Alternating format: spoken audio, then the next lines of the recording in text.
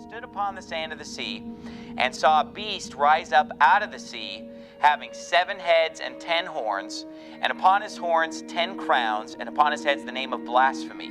And the beast which I saw was like unto a leopard, and his feet were as the feet of a bear, and his mouth as the mouth of a lion. And the dragon gave him his power and his seat and great authority. Dreams are my speciality. Through dreams, I influence mankind.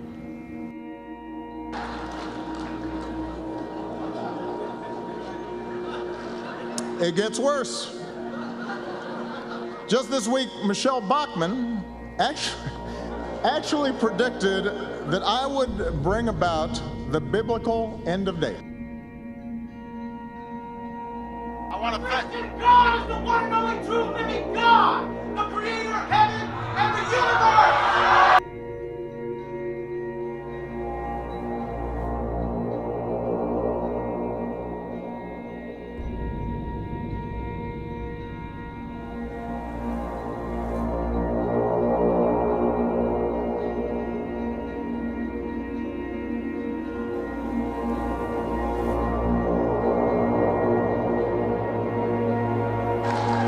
Let me just say something to all my conspiracy-oriented friends on the right who think I'm planning to unleash some secret agenda.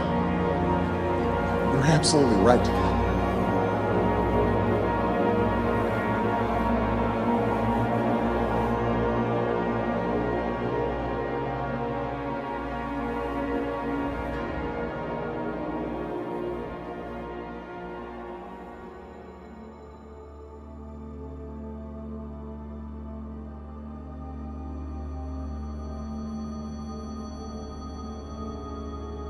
I finally fell asleep and dreamed I was walking along a village road.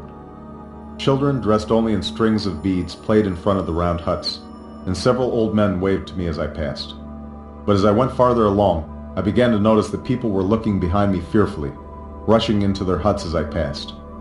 I heard the growl of a leopard and started to run into the forest, tripping over roots and stumps and vines, until at last I couldn't run any longer and I fell to my knees in the middle of a bright clearing. Panting for breath, I turned around to see the day turn to night, and a giant figure looming as tall as the trees, wearing only a loincloth and a ghostly mask. The lifeless eyes bored into me, and I heard a thunderous voice saying only that it was time, and my entire body began to shake violently with the sound, as if I were breaking apart.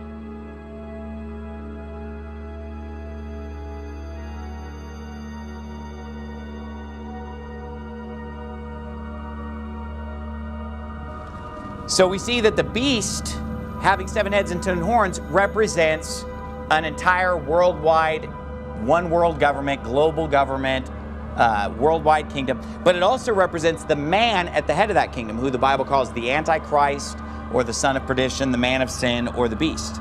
Now it says in verse number 3, it says, I saw one of his heads as it were wounded to death, his deadly wound was healed, and all the world wondered after the beast. Look at verse 5. There was given unto him a mouth speaking great things and blasphemies. And here's a key right here in the second half.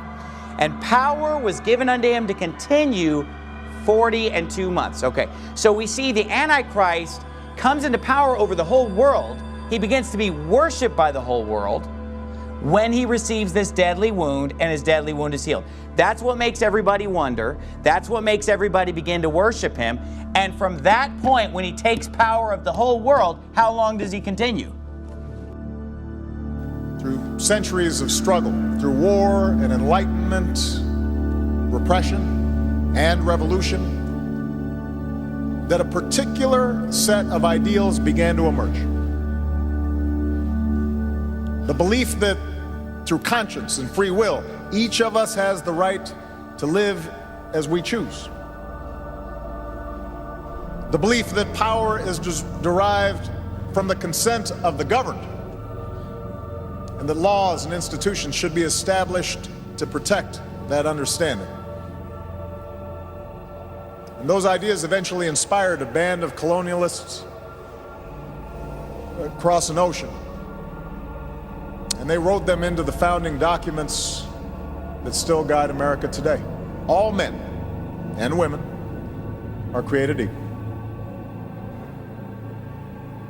But those ideals have also been tested here in Europe and around the world. Those ideals have often been threatened by an older, more traditional view of power. This alternative vision argues that ordinary men and women are too small-minded to govern their own affairs. That order and progress can only come when individuals surrender their rights to an all-powerful sovereign.